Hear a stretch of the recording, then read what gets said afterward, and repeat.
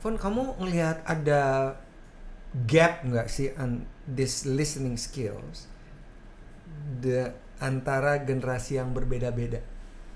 Ngelihat nggak sih kalau di syuting ya, misalnya di setting, kan berbagai macam bentuk manusia ya. Iya. Dan berbagai macam generasi kan? Iya, menyenangkan tapi loh Mas. Pasti. Setiap project ketemu orang baru, beda generasi. Saya kadang-kadang kalau hari pertama nih ketemu gitu ya, wah, saya biasanya observe dulu tuh, nggak mau langsung menjudge gitu ya, tapi saya observe dulu. Oke, ini kelihatannya dari generasi yang mana nih? Lihat-lihat dulu gitu ya, karena kan ini adalah orang-orang yang akan main bareng nih. Betul. Akan kerjasama. Namanya kan film itu kan kolaboratif ya. Yes. Jadi ini nih orang-orang yang sekian hari akan bersama-sama saya. Jadi saya observasi dulu nih gitu kan. Karena tiap project baru lagi. Tipe orangnya, karakternya beda-beda lagi gitu. Kalau dibilang gap pasti ada lah gitu ya. Tapi saya lebih memilih untuk menyesuaikan aja sih. Oke, saya kelihatannya yang paling tua nih di sini gitu ya. Sementara ini lingkungannya adalah anak-anak muda nih, yang millennials, Z gitu ya. Gen Z gitu ya. Atau mungkin ada yang Gen Alpha juga. Iya. Sekarang udah udah main Alpha gitu ya. Iya. Jadi berasa banget tuanya. Tapi saya lebih menyesuaikan aja sih. Artinya lihat-lihat juga siapa rekan bicara kita gitu ya. Jadi supaya tektokannya lebih enak, ngeblend gitu ya. Dan kan ini film teamwork banget ya gitu. Jadi kalau kita nggak nyaman dengan teman kerja kita, nggak bisa menghasilkan karya yang maksimal. Jadi artinya kalau si listening skills ini memang tergantung kepada kemampuan orang-orang yang ada di setiap film production, di mana dirimu selalu melakukan observasi, sehingga dirimu tidak mempunyai ekspektasi yang terlalu banyak terhadap kemampuan mendengar mereka gitu ya. Iya. Maksudnya gitu ya. Iya, observasi kan juga bagian dari listening ya. Iya. Iya kan, jadi kita lihat pelajari dulu lah gitu, dengarkan dulu aja. Kita lagi ada di di orang-orang yang seperti apa, lingkungan kerja nih kan karena selalu beda-beda ya setiap kali project. Jadi project A pasti punya plus minus beda dari project yang B gitu. Jadi dan treatmentnya pasti beda-beda. Gitu kan. Setiap kali kita masuk ke satu project. Jadi benar-benar listening, observasi dulu di awal itu selalu saya praktekkan. Nah, setelah melewati pencarian dan menemukan puzzle dalam tubuh dan menjadi lengkap, dan sekarang bebas berenang, ya kan ya, mengeksplorasi. Oh, bukan berenang lagi Mas. Oh, bukan apa? Wah, udah loncat-loncat. Jadi semua kayak kupu-kupu kayak iya, apa? Udah semua ya. Balik pokoknya Mas. Sesenang itu saya. Ada nggak sih perasaan bosan? Bosan nggak? Oh ya. Saya merasa selalu baru mulai. Walaupun misalnya syutingnya long day panjang, weather condition not supporting enough and not as you expected. Ya, semua itu pengalaman yang menarik sih buat saya ya. Saya nggak pengennya sih setiap produksi menyenangkan, ya. Orang-orangnya, teman-temannya semua lancar, nggak ada kesulitan. Tapi kan kita nggak bisa selalu ada di kondisi ideal seperti itu, ya. Jadi nikmatin aja setiap produksi karena punya kekhasannya masing-masing, punya ceritanya masing-masing. Kalaupun ada tantangan ya sudah dijalanin saja sebagai bagian dari menjalani passion saya dengan penuh kegembiraan. Jadi nggak pernah bosen sih Mas, karena beda-beda terus ceritanya. Tantangannya juga selalu beda-beda. Capek, ya kadang-kadang capek. Kalau udah capek kayak gitu biasanya saya mundur dulu, istirahat, healing, seneng-seneng, lari gitu ya. Iya, baru mau nanya. Lari bisa sampai 50 kilo tuh di Sumba tuh gimana? Ya, itu bagian dari bagian Ceritain healing dong. saya juga, karena itu kan recharging energy juga. Iya, ceritain dong tentang that charity event. Iya, jadi saya dari 2015 sebenarnya seneng lari, Mas. 2015. Why running? Kenapa lari? Running itu adalah olahraga paling murah dan mudah. Anak kecil udah bisa lari, Mas. Iya. Nggak perlu dikejar soang. Oh, dikejar anjing, dikejar soang. Nggak perlu alat macam-macam sebenarnya, cuma sepatu lari udah bisa lari. Tapi kan gini, saya kepingin lari saya itu punya manfaat juga buat orang lain, gitu ya. Jadi pilihan jatuh ke charity run. Sebenarnya lari tahun lalu itu ya, charity run. Oh, ini 2015 ya? 2015 kan mulai charity run-nya. Iya. Itu mulai dari ada 55 kilo naik ke 150 kilo. Itu kalau 150 kilo tuh maksudnya lari sepanjang 150 kilo. Hah? Iya. Berapa jam? Berapa hari?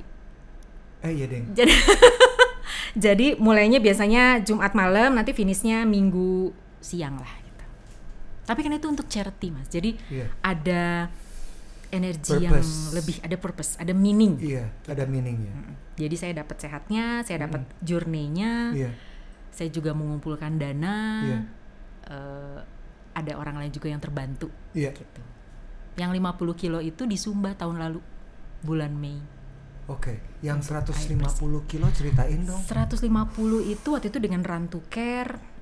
Di mana? Di Jakarta atau di? Enggak, biasanya saya dari satu daerah ke daerah lain. Oke. Ada yang 100, di mana? Macam-macam sih, ada yang 145, 150, ada 169, tapi kemarin DNF di 100. Pokoknya ya sebenarnya macam-macam sih ininya, Mas, jaraknya ya. Iya. Tapi intinya sebenarnya bagaimana hobi saya gitu ya bisa bermanfaat buat saya juga, tapi juga bermanfaat buat orang lain. Intinya seperti How to keep always positive? You look like so positive. Enggak juga sih, Mas, kadang-kadang ada lemesnya juga kok. Maksudnya enggak selalu dan enggak harus selalu positif juga kok. Wajar aja manusia ada titik lelahnya gitu ya. Ada titik pesimisnya juga, apalagi perjalanan kan nggak selalu mulus ya, gitu ya. Ada naik turun, ada berhasil, ada kadang gagal, ada kesulitan atau tantangan di sana sini, terus seneng lagi, berhasil lagi, dapat lagi project. Nggak harus selalu positif kok, Mas. Dan nggak apa-apa, kalau buat saya nggak apa-apa untuk nggak selalu jadi positif. Tapi jangan lama-lama. Artinya kalau saya menyiasatinya, ya udah kalau lagi nggak positif istirahat aja dulu, mungkin capek. Tapi jangan berhenti, istirahat aja dulu. Mundur sedikit untuk maju lebih jauh. Jadi ada awareness, ada hal yang kita rasakan dan kita terima, accept bahwa perasaan ini tidak menyenangkan and that's okay. Gue terima, gitu maksudnya. Kan gak semua orang bisa gitu loh. Ya, saya juga dulu gak gitu. Oh gitu? Ada perjalanannya kok, Mas. Maksudnya gak apa-apa juga. Gak apa-apa juga. Gak apa-apa. Kadang kita terlalu keras sama diri kita sendiri. Harus selalu positif, harus ini, harus itu, nggak boleh apa ya, ibaratnya nggak boleh galau gitu ya, harus selalu harus di on track gitu. Nggak apa-apa, kalau capek ya istirahat, tapi jangan berhenti.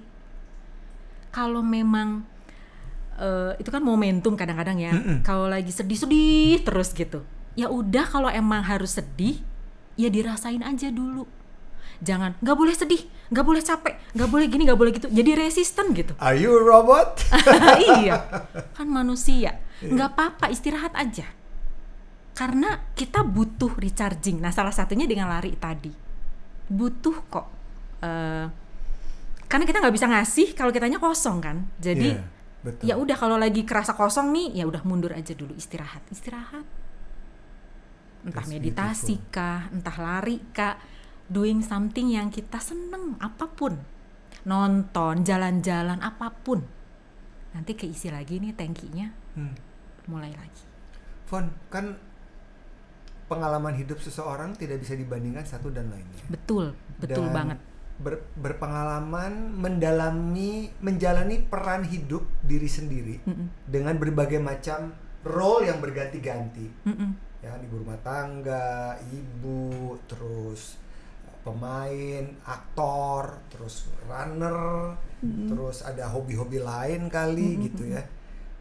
Tapi di sisi lain, dirimu juga memainkan peran lain dalam sebuah kehidupan untuk film-film yang sudah sekian ratusan, mau pendek, mau panjang, mau series gitu. Itu kan adalah berpengalaman untuk bisa mengerti karakter orang-orang yang kayak saya yang nggak pernah tahu gitu. Apa sih rasanya? Rasanya kaya, Mas. Saya merasa saya kaya banget. Saya tuh orang yang selama ini nggak pernah nolak peran. Oh gitu. Dikasih peran apa aja hayu, karena saya pengen ngerasain. Dan yang paling ekstrim apa? Peran yang paling ekstrim? Tukang santet, tukang bunuh orang misalnya. Okay. Jadi dari ibu-ibu baik yang lurus, sayang sama anak sampai gitu. Dajjal. Sampai Dajjal. Saya pengen rasain semua. Jadi kan range acting juga jadinya luas ya, nggak mau typecast. Betul. Foni pasti perannya ibu-ibu baik, anaknya durhaka gitu. Nggak mau. Jadi saya mau ini bisa, maunya gitu. Dan saya jadi ngerasa kaya karena banyak karakter yang bisa dimainkan. Dan it feels good ya, masuk ke karakter yang bukan hidup saya. Nyobain ibu-ibu Kong santet.